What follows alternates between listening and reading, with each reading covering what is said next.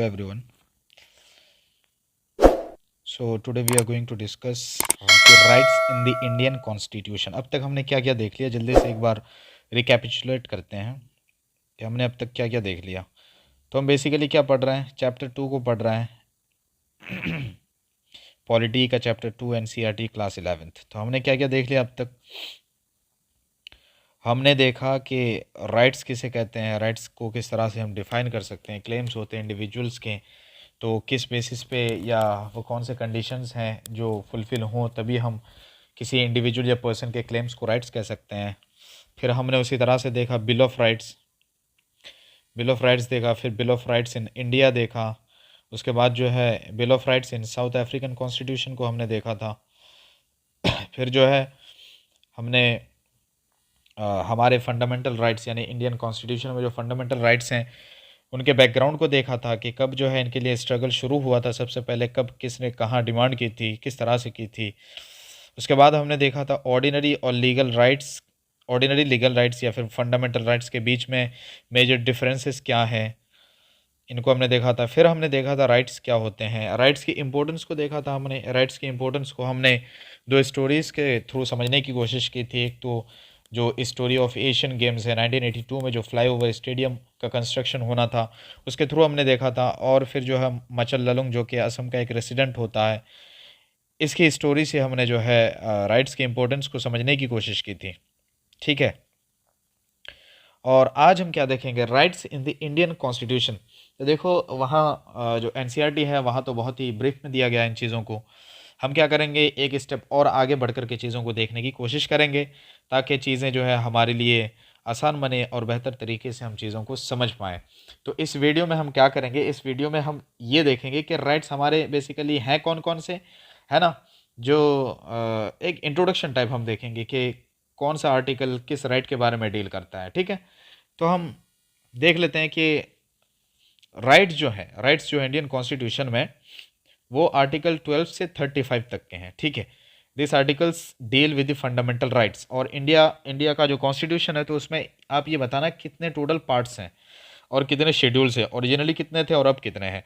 तो कॉन्स्टिट्यूशन के पार्ट 3 में जो है वो फंडामेंटल राइट्स के बारे में मेंशन किया गया है। और टोटल राइट्स की अगर बात करें तो फिलहाल जो है हमारे पास कितने राइट्स हैं, 6 राइट्स हैं। अब शुरू में देखें तो अर्लियर जो है देयर वर 7 राइट्स, हमारे पास जो है 7 फंडामेंटल राइट्स हुआ करते थे। बट एक राइट को जो है अब रिमूव कर दिया गया है, डिलीट कर दिया गया है। वो कौन सा राइट है, तो राइट टू प्रॉपर्टी जो है ना, इसको जो है हटा दिया गया है। कब हटाया गया, 1978 में जब इंदिरा गांधी की सरकार थी। ठीक है, तो इस टाइम पर जो है 44th अमेंडमेंट एक्ट के ज़रिए से इस राइट को हटा दिया गया। और फिर अब क्या बना दिया गया, इसको जो है एक लीगल राइट माना जाता है। अब जो है लीगल राइट के तौर पर इसको मेंशन किया गया है, कहाँ पे, आर्टिकल 300 क्लॉज ए में। ठीक है, तो इनिशियली हमारे पास कितने राइट्स थे, 7 राइट्स थे। उनमें से एक राइट जो कि राइट टू प्रॉपर्टी है उसको हटा करके 1978 में 44th अमेंडमेंट एक्ट के ज़रिए से अब जो है एक लीगल राइट बना दिया गया है। ठीक है, और एक इम्पोर्टेंट बात यह है कि जो थर्ड पार्ट है इंडियन कॉन्स्टिट्यूशन का जिसमें ये राइट्स मैंशनड हैं, तो उस थर्ड पार्ट को क्या कहा जाता है, मैग्ना कार्टा भी कहा जाता है। मैग्ना कार्टा क्यों कहते हैं, तो हमने डिस्कस किया था कि 1215 में अगर देखें तो ब्रिटिश में जो है वो यूके में जो है लोगों ने किंग क्वीन के खिलाफ जो अपनी आवाज़ें बुलंद करना शुरू कर दी थी, उन्होंने अपने राइट्स की डिमांड करना शुरू कर दी थी। ठीक है, तो उसी के बेस पे जो है हमारे जो कॉन्स्टिट्यूशन का थर्ड पार्ट है उसको भी मैग्ना मैग्ना कार्टा कहा जाता है। अब हम देख लेते हैं कि कौन सा राइट जो है कौन से आर्टिकल में आता है या कौन सा आर्टिकल किस राइट के बारे में डील करता है। तो राइट टू इक्वालिटी की बात करें, तो आर्टिकल 14 से लेकर के 18 तक हमें क्या देखने को मिलता है, राइट टू इक्वालिटी देखने को मिलता है। अब कौन कौन सा राइट टू इक्वालिटी हमें देखने को मिलता है ये हम जो है आगे देखेंगे। ठीक है, उसके बाद जो है राइट टू फ्रीडम, ये कहाँ देखने को मिलता है, ये आर्टिकल 19 से लेकर के 22 तक हमें देखने को मिलता है राइट टू फ्रीडम। और उसके बाद जो है 23 और 24 ये आर्टिकल्स डील करते हैं राइट अगेंस्ट एक्सप्लॉयटेशन के बारे में। ठीक है ना, तो राइट अगेंस्ट एक्सप्लॉयटेशन हमें कहाँ देखने को मिलता है, 23 एंड 24 में। और उसके बाद जो है right to freedom of religion की बात करें तो आर्टिकल 25 से लेकर के आर्टिकल 28 ये सब डील करते हैं right to freedom of religion को। उसके बाद जो है कल्चरल और एजुकेशनल राइट हमें देखने को मिलता है कहाँ पे, आर्टिकल 29 में। और उसके बाद जो है 32 आर्टिकल अगर हम देखेंगे तो इसमें जो है बात की गई है किसकी, कॉन्स्टिट्यूशनल रेमेडी की, जिसके ज़रिए से हम जो है कोर्ट्स को अप्रोच कर सकते हैं इन केस हमारा जो है राइट है या हमारे जो राइट्स हैं उनको वायलेट किया गया हो, स्नैच किया गया हो या फिर उनको ब्रीच किया गया हो या कटल किया गया हो, तो हम क्या कर सकते हैं, इस जो आर्टिकल 32 है जो कि कॉन्स्टिट्यूशनल रेमेडी के बारे में बताता है, जिसको डॉक्टर बी आर अम्बेडकर साहब ने जो है heart and soul of the constitution of India भी कहा है, तो इस आर्टिकल के थ्रू जो है हम कोर्ट को अप्रोच कर सकते हैं। तो अभी डिटेल हम इन चीज़ों को देखने वाले हैं। फिलहाल हमने क्या देख लिया, राइट टू इक्वैलिटी की बात करें तो आर्टिकल 14 से 18 तक, 19 से लेकर के 22 जो है ये आर्टिकल्स डील करते हैं राइट टू फ्रीडम को। राइट अगेंस्ट एक्सप्लॉयटेशन हमें देखने को मिलता है 23 से 4 में, और जो है right to freedom of religion की बात करें तो 25 से 28 तक। कल्चरल और एजुकेशनल राइट की बात करें तो 29 आर्टिकल डील करता है इससे, और कॉन्स्टिट्यूशनल रेमेडी जो है वो 32। ठीक है, अब इसमें हम ये चीज़ें भी देख लेंगे, आर्टिकल 12, 13 क्या है, 31 क्या है, तो इन चीज़ों को भी हम देख लेंगे। बट जो मेजरली हम अगर फंडामेंटल राइट्स की बात करें तो वो ये जो है बेसिकली 14 से लेकर के 32 में हमें देखने को मिलते हैं। ठीक, अब अगर आर्टिकल 12 की बात करें तो आर्टिकल 12 क्या कहता है, देखो आर्टिकल 12 में कुछ नहीं है, स्टेट के बारे में इसमें बताया गया कि एक स्टेट जो है, अब जैसे महाराष्ट्र, गुजरात, बिहार है ना, यूपी, तो यहाँ इस स्टेट की बात नहीं होती है। यहाँ पे कौन से स्टेट के बारे में कहा जाता है, तो स्टेट का मतलब यहाँ पे फंडामेंटल राइट्स के कंटेक्स्ट में यहाँ पे बात हो रही है कि स्टेट का मतलब ये है कि जो गवर्नमेंट है, पार्लियामेंट है या फिर स्टेट गवर्नमेंट है, स्टेट लेजिस्लेचर्स हैं और अदर जो है लोकल अथॉरिटीज़ हैं, तो ये सब कुछ किस में आते हैं, स्टेट में आते हैं, है ना। ये सब कुछ किस में आते हैं, स्टेट आते हैं, स्टेट में आते हैं। तो state includes government, parliament, state government, state legislatures and local authorities, ये सब जो है किस में आएंगे, स्टेट में आएंगे। तो आर्टिकल 12 जो है इसी स्टेट के बारे में बताता है कि स्टेट बेसिकली किन किन चीज़ों को यहाँ पे इंक्लूड कर रहा है ना। इसका मतलब क्या है कि फंडामेंटल राइट्स जो है are enforceable against state, spelling mistake है, इग्नोर करना, है ना। यानी कि क्या हो रहा है यहाँ पे, आर्टिकल 12 स्टेट के बारे में बताता है, मतलब यह है कि फंडामेंटल राइट्स जो है ना वो एनफोर्सिएबल है अगेंस्ट द स्टेट। और स्टेट में कौन कौन आता है, तो स्टेट में अगर देखें तो गवर्नमेंट आएगी, पार्लियामेंट आएगा, स्टेट गवर्नमेंट आएगी, स्टेट लेजिस्लेचर्स आएंगे और जो लोकल अथॉरिटीज़ हैं वो भी आएंगे इस स्टेट के अंडर। ठीक है, इस स्टेट का मतलब ये नहीं है कि जो हम बिहार, झारखंड वगैरह है, तो इस स्टेट का मतलब ये नहीं है। इस स्टेट का मतलब है यूनियन गवर्नमेंट ले लो, पार्लियामेंट ले लो, स्टेट गवर्नमेंट, स्टेट लेजिस्लेचर और लोकल अथॉरिटीज़। उसके बाद अगर आर्टिकल 13 की बात करें तो सिंपली हम कह सकते हैं कि आर्टिकल 13 यही बोलता है, यही कहता है कि no law can be made against the fundamental rights, है ना। यानी कि अगर फंडामेंटल राइट्स के अगेंस्ट कोई लॉ बना दिया जाए, है ना, तो ऐसा लॉ जो है नहीं बनाया जा सकता, ऐसा लॉ फिर नहीं माना जाएगा, उसको इलीगल घोषित किया जाएगा। ठीक है ना, ये क्या करते, this article makes the fundamental rights enforceable and justifiable. ठीक है ना, ये आर्टिकल क्या बनाता है, फंडामेंटल राइट्स को एनफोर्सिएबल बनाता है और जस्टिफिएबल बनाता है ना। कोई भी ऐसा लॉ हो जो हमारे फंडामेंटल राइट्स के अगेंस्ट हो, हमारे फंडामेंटल राइट्स के अगेंस्ट अगर कोई लॉ हो तो ऐसे लॉ को फिर नहीं माना जाएगा और उस लॉ को जो है पास नहीं किया जाएगा। ठीक है, तो आर्टिकल 13 ये बोलता है।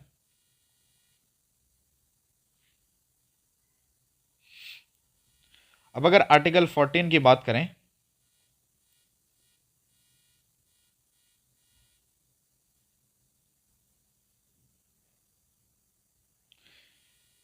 आर्टिकल 14 की अगर बात करें तो deals with equality before law और equal protection of law, spelling mistake है, इग्नोर मारो यार। आर्टिकल 14 जो है वो डील करता है इक्वालिटी बिफोर लॉ और इक्वल प्रोटेक्शन ऑफ लॉ। अब देखो इनको हम देखने वाले हैं। इक्वालिटी बिफोर लॉ का मतलब क्या होता है, अभी एनसीईआरटी में एग्जांपल्स भी हैं जो इमेजिनरी सिचुएशंस हैं, हम उन एग्जांपल्स या इमेजिनरी सिचुएशंस के थ्रू समझेंगे इसका क्या मतलब होता है। यहाँ हम सिंपली समझ लेते हैं कि जो है अपने तरीके से पहले समझ लेते हैं, फिर जो है हम एनसीईआरटी से भी वहाँ जो एग्जांपल्स दी गई हैं, जो इमेजिनरी सिचुएशंस दी गई हैं, उनके थ्रू भी हम इन चीज़ों को समझेंगे। ओके, तो इक्वालिटी बिफोर लॉ और इक्वल प्रोटेक्शन ऑफ लॉ को डील करता है कौन, आर्टिकल 14। अब इक्वालिटी बिफोर लॉ का मतलब क्या होता है, देखो इक्वालिटी बिफोर लॉ का मतलब ये होता है कि प्राइम मिनिस्टर हो, प्रधानमंत्री हो या फिर एक पीएन हो, सब के सब क्या है, बराबर है। और एक खास बात क्या है, एक खास बात यह है कि no special privileges to be given, है ना, to not even the backward classes. अब ये इंपॉर्टेंट हो जाता है यहाँ पे, क्या इक्वालिटी बिफोर लॉ का मतलब यही है कि पीएम हो, पीएन हो, कोई भी हो, सब बराबर है। ठीक है, अब आपने सुना होगा कभी कभी क्या, जो हमारे बैकवर्ड क्लासेस हैं या जो पछड़े लोग हैं ना, उनको अपलिफ्ट करने के लिए रिजर्वेशन दी जाती है, उनके लिए उनको जो है स्पेशल प्रिविलेजेस दिए जाते हैं। बट इक्वालिटी बिफोर लॉ का मतलब क्या होता है कि कोई भी स्पेशल प्रिविलेजेस नहीं दिए जाएंगे, not even the backward classes, इनको भी स्पेशल प्रिविलेजेस नहीं मिलेंगे। ठीक है, बट फिर दूसरी चीज अगर हम देखें इसी आर्टिकल में, तो ये डील करता है इक्वल प्रोटेक्शन ऑफ लॉ के बारे में भी। अब ये क्या होता है, everyone is equal but special privileges to be given to the needy people, है ना। आर्टिकल 14 डील करता है किससे, इक्वालिटी बिफोर लॉ और equal protection of law. Equality before law में हमने क्या देखा कि हर कोई बराबर है, ठीक है, स्पेशल प्रिविलेजेस किसी को नहीं मिलेंगे, not even the backward classes. But ये इक्वल प्रोटेक्शन ऑफ लॉ को भी डील करता है, जिसका मतलब ये होता है कि ठीक है हर कोई बराबर है, एवरीवन इज इक्वल, ठीक है, बट स्पेशल प्रिविलेजेस दिए जा सकते हैं किसको, जो नीडी पीपल हैं या फिर जो बैकवर्ड क्लासेस हैं जिनको अपलिफ्टमेंट की जरूरत है, ठीक है ना, तो उनको स्पेशल प्रिविलेजेस दिए जा सकते हैं। इस बात को भी कौन डील करता है, इस चीज को भी आर्टिकल 14 में डील किया जाता है। ठीक है, उसी तरह से आर्टिकल 15 की बात करें तो यहां पे बेसिकली यही बात हो रही है कि कोई भी जो है आपके साथ जो है किसी भी तरह से डिस्क्रिमिनेशन नहीं हो सकता, फिर जो है रेस के बेसिस पे हो, कास्ट के बेसिस पे हो, सेक्स के बेसिस पे हो, रिलीजन के बेसिस पे हो या फिर प्लेस ऑफ बर्थ के बेसिस पे हो, इनमें से किसी भी बेसिस पे आपके साथ जो है कोई डिस्क्रिमिनेशन नहीं हो सकता। मैं फिर बता रहा हूं, इन चीजों को हम एनसीईआरटी से अभी देखेंगे एग्जाम्पल्स के साथ, यहां सिर्फ हम चीजों को सिंप्लीफाई करने की कोशिश कर रहे हैं, है ना। तो आर्टिकल 15 क्या कहता है कि no discrimination on the basis of race, caste, sex, religion and place of birth, ठीक है। उसी तरह से आर्टिकल 16 की बात करें तो इक्वालिटी ऑफ अपॉर्चुनिटी के बारे में यहाँ पे बात होती है, इक्वालिटी ऑफ अपॉर्चुनिटी। अब अगर आप प्रियम्बल में देखोगे तो प्रियम्बल में भी इन चीज़ों के बारे में बताया गया है क्या, कि equality of status, equality of opportunity, तो ये सारी चीज़ें प्रियम्बल में भी डिस्कस की गई हैं, है ना। तो आर्टिकल 16 इक्वालिटी ऑफ अपॉर्चुनिटी के बारे में बात करता है, यानी कि सारे जो बैकवर्ड क्लासेस हों या फिर अपर क्लासेस हों, जितने भी लोग हैं ना, सबको इक्वल अपॉर्चुनिटी मिलेगी। जॉब अपॉर्चुनिटीज़ हैं मान लो जैसे, तो उसमें जो है ना सबको इक्वल अपॉर्चुनिटी मिलेगी। अब आप इसमें जो है ना, हम एक ख़ास चीज़ को देखने वाले हैं, वो क्या है कि जो है कभी कभी रिजर्वेशंस भी मिलती हैं। जैसे बैकवर्ड क्लासेस हैं तो एडमिशन्स में आप देखोगे, और जो है जॉब अपॉर्चुनिटीज़ में आप देखोगे तो रिजर्वेशंस मिलती हैं। जैसे एडमिशन्स में क्या होता है भाई, कट ऑफ अगर आप देखोगे तो कभी कभी जैसे ओबीसी वगैरह है ना, तो इनका कट ऑफ देखो तो कम जाता है ना, और जो जनरल वगैरह है तो इनका देखो ज़्यादा जाता है ना। तो इस चीज़ को हम देखने वाले हैं। फिलहाल यहाँ पे देख लेते हैं कि आर्टिकल 16 डील करता है इक्वालिटी ऑफ अपॉर्चुनिटी के बारे में। उसी तरह से आर्टिकल 17 के बारे में देखें तो एबॉलिशन ऑफ अनटचेबिलिटी, है ना। आर्टिकल 17 क्या करता है, अनटचेबिलिटी को एबॉलिश कर देता है। अब अनटचेबिलिटी क्या है हमने डिस्कस किया है, और फिर हम जो है मजीद देखने वाले हैं। आर्टिकल 18 क्या करता है, आर्टिकल 18 जो है टाइटल्स को एबॉलिश करता है ना। भाई पहले के ज़माने में क्या होता था, राजा महाराज जो है कोई महाराजा अधिराज, इस तरह के टाइटल्स हुआ करते थे ना, तो इस तरह का अब जो है टाइटल नहीं होगा, इसको एबॉलिश कर दिया गया है आर्टिकल 18 के थ्रू। बट हाँ, जो एकेडमिक डिस्टिंक्शन है या फिर मिलिट्री टाइटल्स हैं तो इनको फिर एबॉलिश नहीं किया गया है। जैसे कोई डॉक्टर है, पीएचडी कर लिया है ना, उसको एक जो है टाइटल मिल जाता है डॉक्टर का, तो इस तरह के टाइटल्स जो है ये एबॉलिश नहीं किए गए हैं। बट हाँ, जैसे महाराजा धीराज, इस तरह के जो टाइटल्स हैं जो पहले के राजा वगैरह लिया करते थे ना, उपाधियां, तो इस तरह के टाइटल्स को फिर खत्म कर दिया गया है आर्टिकल 18 के थ्रू। अब हम जो है जैसे अभी हमने कहा कि हम देखने वाले हैं are reservations not violation of right to equality, है ना। तो हम बहुत ही सिंपल जो एग्जांपल्स से समझने की कोशिश करेंगे कि क्या केस होता है। इक्वल अपॉर्चुनिटी की बात करते हो, फिर जो है कुछ लोगों को आप रिजर्वेशन दे देते हो, तो क्या रिजर्वेशन देना ये वायलेशन नहीं है राइट टू इक्वालिटी का, है ना। तो हम जो है इन चीज़ों को बहुत ही आसान तरीके से देखने वाले हैं। उसके बाद अगर आर्टिकल 19 की बात करें तो आर्टिकल 19 डील करता है किसके बारे में, फ्रीडम ऑफ स्पीच और एक्सप्रेशन के बारे में। यानी आपको जो स्पीच की फ्रीडम है, आपको एक्सप्रेशन की फ्रीडम है, भाई आप जो है अपने मन की बात रख सकते हो, आपके दिल में कुछ है तो आप उसको एक्सप्रेस कर सकते हो। गवर्नमेंट के खिलाफ अगर आप आवाज रेज करना चाहो कर सकते हो, ठीक है ना। But one thing to remember क्या, बट दिस राइट जो है ना is subject to be limited और reasonable restrictions can be put. हम देखने वाले हैं ये भी कि किस तरह से रीजनेबल रेस्ट्रिक्शंस लगाए जा सकते हैं। ऐसा नहीं है कि आपको अगर इसकी आज़ादी मिली हुई है, आपको ये फ्रीडम ऑफ स्पीच और एक्सप्रेशन मिली हुई है तो आप कुछ भी बोले जाओ, किसी के खिलाफ किसी को भड़काओ, ललचाओ, जो भी करना है, तो आप ऐसा नहीं कर सकते। ये जो है ना सब्जेक्ट टू बी लिमिटेड है और रीजनेबल रेस्ट्रिक्शंस लगाए जा सकते हैं। कैसे लगाए जा सकते हैं ये हम एनसीईआरटी से समझेंगे। और ब्रीफ में देखना चाहें तो देखो रिस्ट्रिक्शंस कैसे लगाए जा सकते हैं। मान लो सिक्योरिटी ऑफ स्टेट को लेकर के रिस्ट्रिक्शंस लगाए जा सकते हैं। Family relations with foreign states, अब हमारी कंट्री है, इसके जो फॉरेन स्टेट्स के साथ जो रिलेशंस है, अगर आप उनको लेकर के कोई ऐसा बयान दे दो जिसकी वजह से जो फैमिली रिलेशंस है फॉरेन स्टेट्स के साथ वो खराब हो सकते हैं, है ना, तो फिर इस केस में क्या हो सकता है, जो रीजनेबल रिस्ट्रिक्शन है वो पुट की जा सकती है। उसी तरह से आप जो है डिफेम करना चाहो तो इस केस में भी जो है आप पर रिस्ट्रिक्शन लगाई जा सकती है। कंटेम्प्ट ऑफ कोर्ट का केस हो, इंसाइटमेंट हो, किसी को आप भड़काना चाहो, तो ये कुछ जो है रिस्ट्रिक्शंस हैं जो पुट की जा सकती हैं।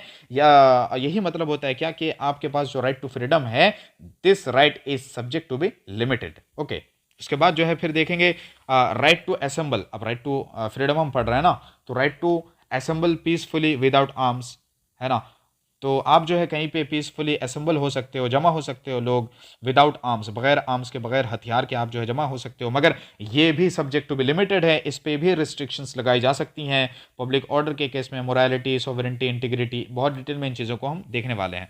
आर्टिकल 19 फिर जो अगर बात करें तो राइट टू फॉर्म एसोसिएशन, जैसे आप जो है सोसाइटीज़ बनाओ, NGOs बनाओ, तो इसकी भी आपको आज़ादी मिली हुई है ना, इसका भी आपको राइट मिला हुआ है, ठीक है, मगर हाँ रिस्ट्रिक्शंस यहाँ भी लग सकती हैं। उसी तरह से आप जो है पूरे कंट्री में कहीं भी मूव करो, right to move throughout the country, आप कंट्री में जहाँ चाहो भाई जाओ, मूव करो, आपको ये आज़ादी मिली हुई है ना, बट यहाँ भी देखोगे तो रिस्ट्रिक्शंस लगाई जा सकती हैं, जैसे इमरजेंसी के टाइम पे आप पर जो है रिस्ट्रिक्शन लगाई जा सकती हैं। उसके बाद जो है उसी तरह फिर right to settle in any country, आप सॉरी एनी कंट्री में नहीं, आप जो है कंट्री के किसी भी पार्ट में, इन any part of the country आप सेटल हो सकते हो कंट्री के, इसकी भी आपको आज़ादी मिली हुई है, आपको ये राइट मिला हुआ है। बट रिस्ट्रिक्शंस इन इस पे भी जो है लगाई जा सकती हैं, ठीक है। उसके बाद जो है आप कोई भी प्रोफेशन करो, बिजनेस करो, ट्रेड करो, है ना, तो इसका भी आपको राइट मिला हुआ है, ठीक है ना। बट रिस्ट्रिक्शंस अगेन यहाँ भी लग सकती हैं, जैसे ड्रग्स, अल्कोहल, ह्यूमन ट्रैफिकिंग वगैरह तो आप नहीं कर सकते ना, तो रिस्ट्रिक्शंस लगाई जा सकती हैं, ठीक है ना। तो हमें एक चीज़ क्या कॉमन समझ में आ रही है, वो ये आ रही है कि भाई हमें इन चीज़ों का राइट तो मिला हुआ है, राइट टू फ्रीडम तो मिला हुआ है। कैसा फ्रीडम, देखो कैसी freedom, right to freedom of speech and expression, ठीक है, right to assemble peacefully without arms, और right to form association, right to move throughout the country, right to settle in any part of the country, ठीक है, right फिर जो है right to profession, business, trade, ये सारा इन सब का जो है राइट हमें मिला हुआ है। बट एक चीज़ जो कॉमन हमें नज़र आ रही है वो ये है कि इन तमाम ये जो राइट मिला हुआ है ना, इसमें रिस्ट्रिक्शंस भी लगाई जा सकती हैं, ठीक है ना, रीजनेबल रिस्ट्रिक्शंस लगाई जा सकती हैं। उसके बाद फिर अगर हम आर्टिकल 20 को देखेंगे तो right to protection in respect of conviction for offences against post facto laws, double jeopardy, self incrimination, तो इनके अगेंस्ट जो है ना प्रोटेक्शन का हमें राइट मिला हुआ है। अब पास्ट फैक्टो लॉस क्या होता है, डबल जॉपर्डी क्या है, सेल्फ इंक्रिमिनेशन क्या है, हम इनको भी समझने वाले हैं। बट ये वीडियो लंबी हो रही है, इस वजह से हम जो है यहाँ इन चीज़ों को डिस्कस नहीं करेंगे, नेक्स्ट वीडियो में इन चीज़ों को डिटेल में देखने वाले हैं। उसके बाद फिर आर्टिकल 21 देखो तो no person shall be deprived of his life और personal liberty except according to procedure establish by law. अब यहाँ पे एक बहुत ही इंटरेस्टिंग चीज़ हम देखने वाले हैं, प्रोसीजर इस्टेब्लिश बाय लॉ और ड्यू प्रोसेस ऑफ लॉ, ये इनमें जो है मेजर डिफरेंस क्या होता है और बेसिक डिफरेंसेस क्या होते हैं, दोनों किस तरह से अलग हैं या सेम है, कौन कौन सा कॉन्सेप्ट है, कहाँ का कॉन्सेप्ट है, किस कंट्री का कॉन्सेप्ट है, तो हम इन चीज़ों को देखने वाले हैं। बेसिकली आर्टिकल 21 जो है ये क्या डील करता है कि no person shall be deprived of his life और पर्सनल लिबर्टी, भाई किसी की पर्सनल लिबर्टी आप डिप्राइव नहीं कर सकते, ना ही लाइफ जो है उसकी डिप्राइव कर सकते हो, ठीक है ना। This means that this right can be cartel only by procedure establish by law. अब हम इसको समझने वाले हैं कि प्रोसीजर इस्टेब्लिश बाय लॉ का क्या मतलब होता है और ड्यू प्रोसेस ऑफ लॉ का क्या मतलब होता है, बट इस वीडियो में हम इस चीज़ को नहीं समझेंगे।